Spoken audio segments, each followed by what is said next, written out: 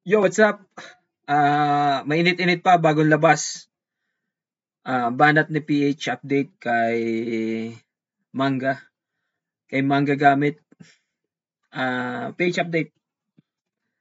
Banatan mo simula. Ng mukha mo. Pagkatapos mong lumabas doon sa kick-off rally, pagkatapos mong lumabas sa Davao del Norte, pagkatapos mong lumabas sa Iloilo, independent ka pa sa lagay na yan. Ang kapal ng mukha nitong ali na to. Oh.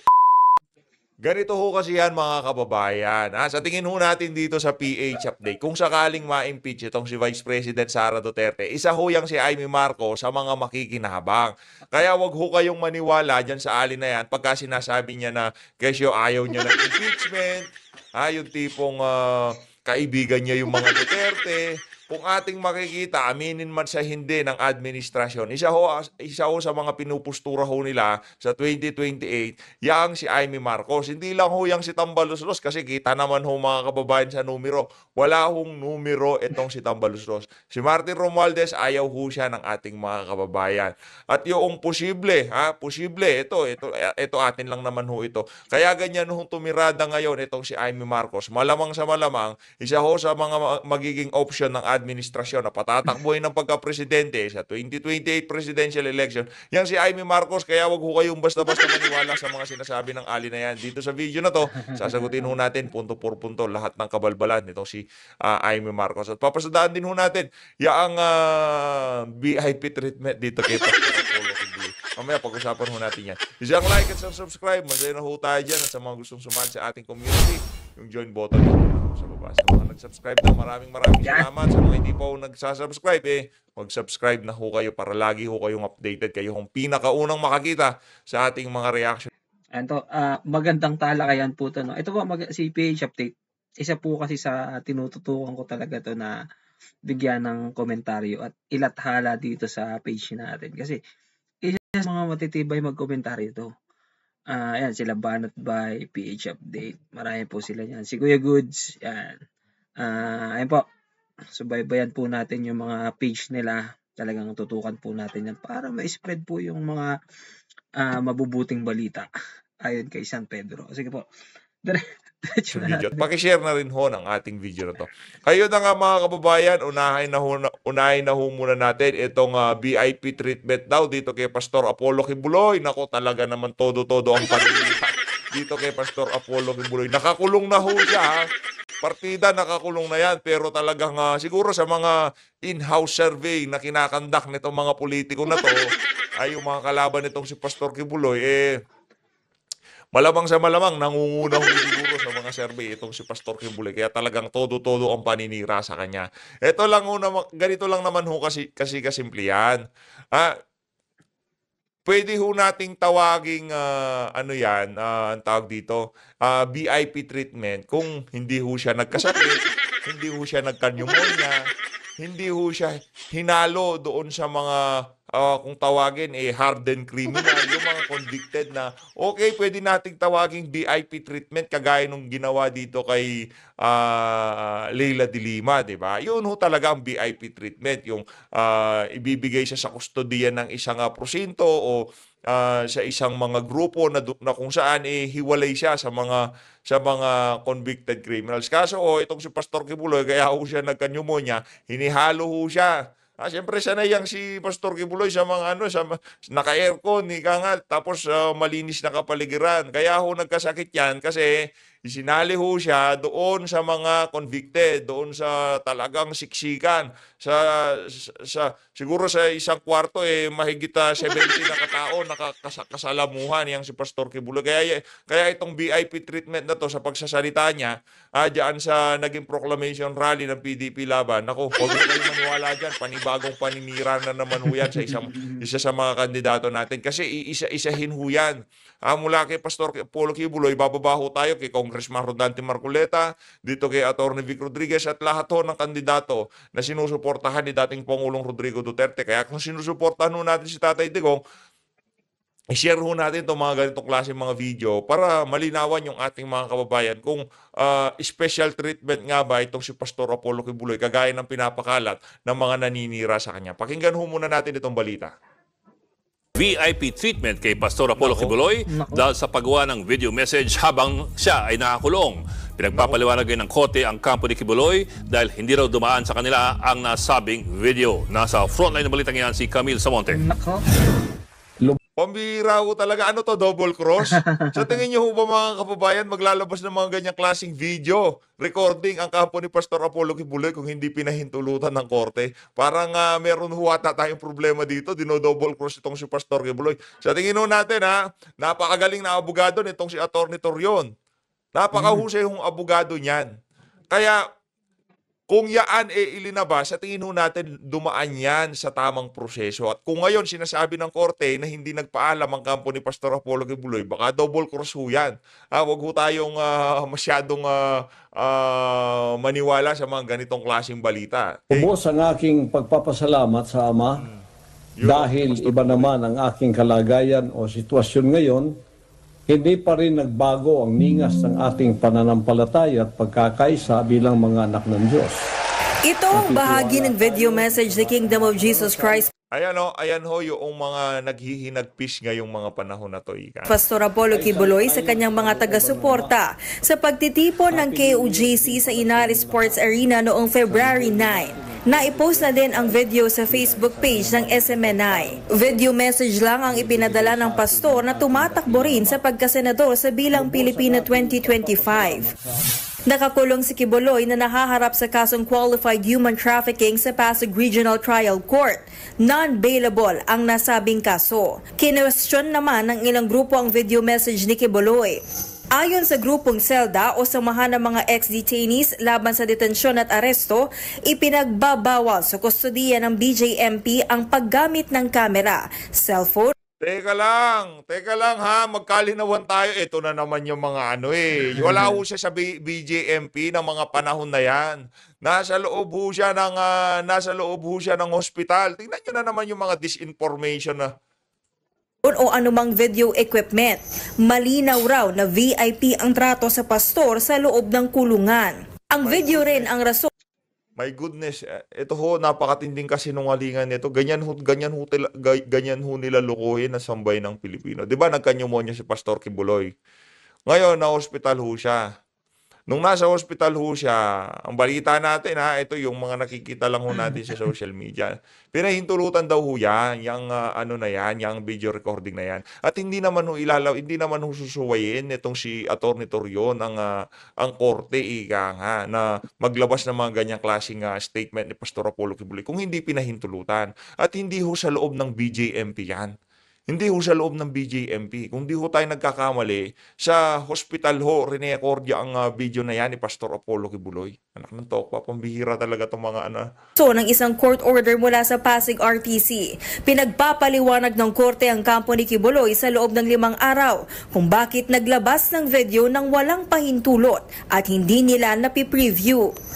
Paliwanag ng kampo ng pastor, nagkaroon ng miscommunication. My last instruction was not to air it because there's no court approval yet. I think merong isang staff dun sa SMNI na post yung message during the service kasi parang simba nila yun Air yun, and then nalaman ko na lang pagka February 10 na ata, pagka Monday, na nandun yun. And wala na tayong magawa. Nandiyan na yan. Nag-explain ako sa court. I already filed my explanation. Bukod sa religious gathering noong February 9, nakapagpadala rin si Kibuloy ng video message sa kanyang proclamation rally sa Pasig noong February 11 at sa campaign sortie ng PDP sa San Juan noong February 13. Pero giit ng kampo ng pastor, may permiso na ng korte ang video message sa mga nasabing event. Ayun na nga mga kababayan, maliwanag pa ho sa sikat ng araw na talagang matindi ho ang panggigiba na ginagawa dito kay Pastor Apollo Kibuloy. At kung di ho talaga tayo nagkakamali noong kinuhanan yung video na yan, nasa hospital itong si Pastor Kibuloy dahil nakakumpine ho siya, di ba? Nagkaroon siya ng pneumonia. Kaya malamang sa malamang nakuhanan yan sa ospital, hindi sa BJMP. Kaya yung pagsulat noong grupo na kung saan nagsalita dyan sa pagsasalita ni Pastor Kibuloy, ano ho yun? Fake news ho yun. Ay, sinasabi nila kasi bawal daw sa loob ng BJMP. Talaga bawal. Hindi naman sa loob ng BJMP kinuhanan ng video. Yun hong hindi nila lininaw. Diyan sa report na kinuhanan yung video malamang sa hospital kasi naka-confine siya noong mga panahon na yan. At malinaw sa sinabi nitong si Atty. Torion na nagkaroon ng tamang komunikasyon sa korte at dito sa kampo ni Pastor Kibuloy na pwede silang magkaroon ng video recording na ipalalabas sa mga pagtitipon ng kanyang kongregasyon at dyan sa PDP Laban. Ang pagkakamali lang siguro, yung nai-ere siya na ipalabas sa social media at mainstream media. Yun lang yung problema. Pero meron daw komunikasyon from korte to kampo nitong si Pastor Apollo Kibuloy. At ito lang mga kababayan, kung gusto nyo malaman kung anong klase yung special treatment na tawagin. Ang special treatment, kahit na inamin mo, nag-confess ka, na drug dealer ka, kagaya nitong si Kerwin Espinosa, nag-confess ka na ganitong trabaho mo, makakalaya ka. Yun ang special treatment. Yun ang special treatment. Yun ang special treatment kagaya nung ginawa nila dito kay Kerwin Espinosa. Ang tawag ko doon special treatment. Ano pa yung special treatment? Yung ginawa dito kay dating Iloilo Mayor Jed Mabilog. Di ba? Nasangkot siya sa kung anong mga anomalya. Kung pera man yan, salin, ari-ari, pinagbabawal na droga, kung ano man yan, tapos mabibigyan ka ng presidential pardon. Yun ang special treatment. Pero yung pawang mga aligasyon pa lang ang ibinabato sa'yo, mahina ang ebidensya ng mga nagbabato sa'yo, tapos hindi ka mabigyan ng bail, yun talaga. Paano magiging special treatment yun? Balita ho natin, mahina daw ang kaso dito kay Pastor Apollo Kibuloy. Pero, hindi ho siya, kung sa normal na sitwasyon, matagal na ho nakapag-bail yan si Pastor Kibuloy. Kung sa normal na sitwasyon at hindi yan pinag-iinitan dito sa administrasyon na to, yung tipong ordinaryong tao lang ho siya, yung tipong hindi ho siya public personality, nga. Matagal na ho nakapag-bail yan. Kasi yung mga witness, yung mga biktima niya di umano, pagka daw balita lang ho natin to sa social media, nakikita ho natin yung interview nitong si Atty. Torion. Mahina ang kaso laban kay Pastor Kibuloy. Kaya kung ilalagay natin doon sa normal na sitwasyon, matagal na hong nakapag-bail yung mama na yan. Pagsasalita niya, sinasabi nila galing BJMP. Noong mga panahon na nagsasalita yan, nasa hospital ho siya, nakakumpine. Doon pa lang ho mga kababayan, kasi nungalingan na base ho yan doon sa timeline, Base ho yan sa timeline. Wala ho tayong personal knowledge na kinuhanan yan sa hospital. Base ho yan sa timeline noong ilinabas yung mga video at noong naka-confine siya sa hospital. Yun lang ho ang pinagbasihan natin. Base doon sa mga na yon, malamang nakuhanan yung mga video na yan sa loob ng hospital at hindi sa loob ng BJMP. Kaya yung panawagan ng grupo ng mga inmate na bawal yung mga cellphone, video recording sa loob ng kulungan. Bawal. Hindi naman kinuhanan niya sa loob ng Yun ang hindi sinabi dito sa report na to. Eto na mga kababayan.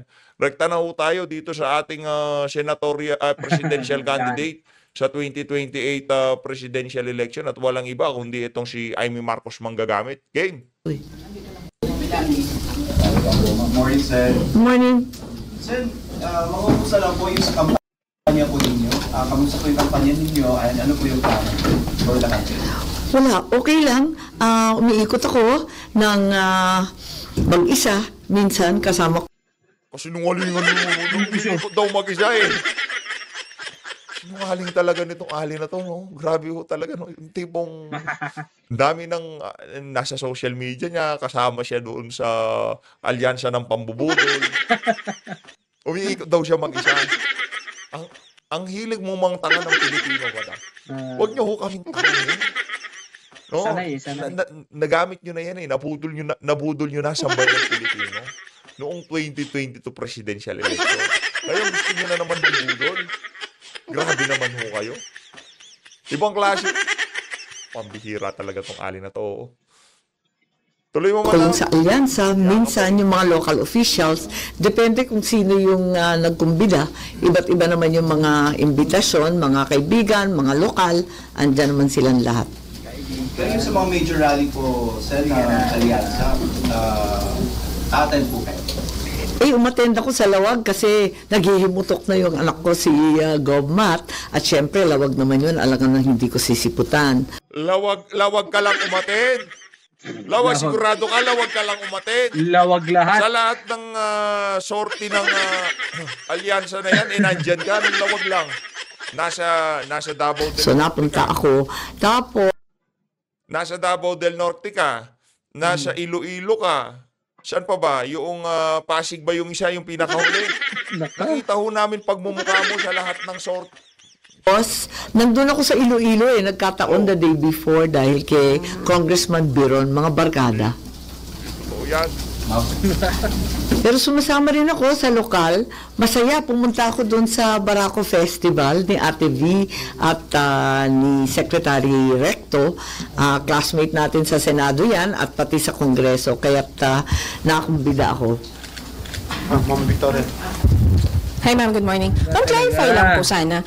You previously said na you will not be joining Alyansa para po your ading will no longer be put in a difficult position and your true friends won't have to hesitate. So ano po ba ang status? Are you ganun ba rin, independent ako. Nagklaro lang ako sa alyansa na hahayaan ako na... Ang kapal ng mukha mo, madam. Ang masasabi ko lang, ang kapal ng mukha mo. Pagkatapos mong lumabas doon sa kick-off rally, pagkatapos mong lumabas sa Davao del Norte, pagkatapos mong lumabas sa Iloilo, independent ka pa sa lagay na yan. Ang kapal ng mukha nitong hali na to. Oh. Mga kababayan, ganyan ho tayo lokohin. Itong si Amy Marcos ngayon, kayo na hong bahala kung... Buboto na yan. Grabe ako sinungaling tong ahali na to. Talagang ginagawa PDP laban tayo. Straight PDP laban. Parang wala lang. Independent ako para hindi malagay sa alanganin na posisyon kapatid ko. Pero sa wala, huwag niyo hong iboboto. Wala na ho. Huwag niyo na iboboto yung mga Marcos. Wala pong nagagawa sa bayan. Yan lang ho. Wala pong nagagawa sa bayan. Ato ng interview ng alyansa ng pambubudol, nandan ho siya. Kaya wag ko kayo maniwala sa mga sinasabi nitong puro plastic surgery mo. Magsalita. So irrelevant na yun sa usapan, pero every time na nakikita ho natin, alam niyo yung yung pelikulang So, yung parang siya, parang puppet siya na nagbabike. Yun, ganyan yung kamukha ho yun yung Amy Marcos. Sa susunod, ilalagay ho natin yun sa frame. Ang gusto ko at hindi ako sang-ayon sa lahat ng nasasabi sa entablado. Pero pupunta ako, lalo na't mga kaibigan nga, yung nag-host ng ibang rally. So mamaya, palibasa loyalist country ang Pasay, malamang pumunta din ako. Tinitignan kong pa nga pero ganun. And ma'am, how's your relationship po with VP Sara? Have you talked with her recently po?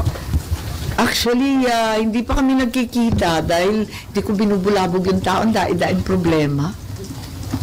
Ma'am, 21... Narinig niyo naman ako, ma'am, narinig niyo ako with mask, ma'am? Oo naman. Okay. Ma'am, 21 rallies, so parang nakaka-6 or 7 na, yung sa Alyansa, how many more will you be attending? Or a-attendan niyo lang kapag ang host ay kaibigan niyo? Paano po? Yes, parang ganon. Pag may barkadang host at kung libre ako, kasi kaibigan naman natin yung sa Dumaguete, pero hindi ako available. May lakad ako So, pupunta akong Pangasinan. Ewan ko ba, saan ba ako pupunta? Basta alam ko, mapapadpad ako sa kabilang dako, kaya hindi ako makakatungo. Gaano ka-importante sa inyo yung endorsement ng Pangulo? Well, definitely, importante. Pagka pamilya kami, pagkapatid kami. So, sa kabila ng aking... maliwanag na ho at least malinaw na ho mga kababayan. Hindi na ho tayo dito. Hindi na ho tayo, kumbaga, yung tipong mabubudol ika nga sa mga susunod na panahon. Malinaw ho na mas iuuna nitong si Amy Marcos ang pamilya. Kahit na puro kabangagan ang ginagawa ng kapatid, okay lang, endorso mo ko, yan ang kailangan ko. Ini-endorso ako ng isang bangag, di ba? Yan ang gusto ni Amy Marcos. Kaya kung sakaling yaan ang iharap nila sa atin sa 2028 presidential election o mag-vice president siya, mag-presidente itong si Tambaluslos, mag-tandem sila, di ba? Bagong unity. Nagkaaway yung dalawa na yan, tapos magkakaisa sila sa 2028. Malamang sa malamang, makikita ho natin yan sa mga susunod na panahon. Dahil yaang mga Marcos yan, pagka nahawakan na ho nilang pwesto, di ho nila binibitawan. Ganyan ho sila kawawalang hiya. Pagtutunggali sa ibang polisiya, hindi naman kami nag-aaway kailanman. Kaya suportado ko naman siya lagi at inaasahan ko maging matagumpay ang kanyang administrasyon. Last na. Spur of the moment ba yung nangyari sa Lawag na taasan ng kamay ninyong dalawa? O talagang yung plan na sa entablado mataas? Hindi, walang kaplano-plano yun. Last minute nga ako, hindi ko nga sure kung pupunta ako. Kaya lang kinaladkad na ako ng anak ko.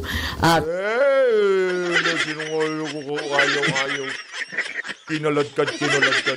Kung talaga, puro kasinungalingan mga sinasabi mo, yan ang problema sa'yo, Senator Amy. Magpakatotoo ka na lang kasi kinikiliti yung tumbong mo pagkakasama mo yung mga alyansa ng pambubudol.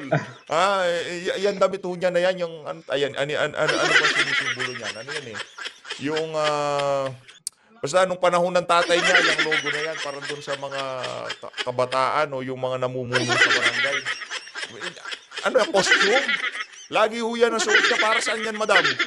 Baka nakakabuisit ka na. Sinundo nga ako ng ibang kaibigan. So napunta nga ako ng biglaan. At yun nga, nung nasa entablado na, nagkahilaan nga.